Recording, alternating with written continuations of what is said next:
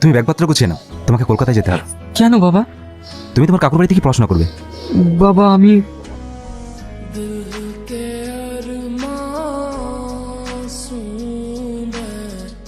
কি রে, মন খারাপ করে বসে আছিস কেন? কি হয়েছে? বাবা আমাকে কলকাতায় পাঠিয়ে দিচ্ছে। কি? তাহলে আমার কি হবে? জানি না। তুই তোর বাবাকে ভালো করে বুঝিয়ে বল না। বল তুই যাবি না। আমি কিছুতেই বলতে পারবো না, কারণ বাবা তোর মুখের উপরে কথা পছন্দ করে না। এই একই কারণের জন্য আমার মাকে মেরে দিয়েছে। মা মারা যাওয়ার পর থেকে আমি আমার মনের কথা কাউকে বলতে পারি না, চাই আমাকে যেতে হবে।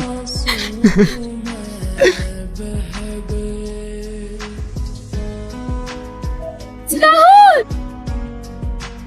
রাহুল,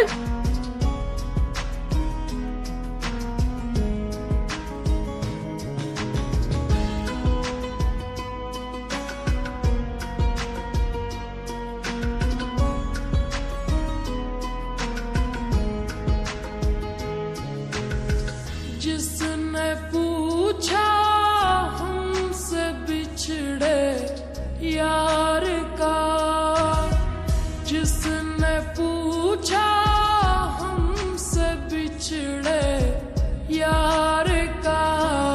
আমি তোমাকে কলকাতায় পাঠিয়েছিলাম যাতে তুমি তোমার নিজের ক্যারিয়ারটাকে তৈরি করতে পারো, আর তুমি সামান্য একটা মাঝের মেয়ের জন্য তুমি তোমার নিজের জীবনটাকে শেষ করে দিচ্ছ। তুমি এটা ভেবো না যে আমি তোমাকে ওই মেয়ের সঙ্গে বিয়ে দেব। তুমি যত তাড়াতাড়ি পারো ওই মেয়েটাকে বলে দেওয়ার চেষ্টা করো, নইলে ওই পরিবারের কেউ বেঁচে থাকবে না, কেউ না।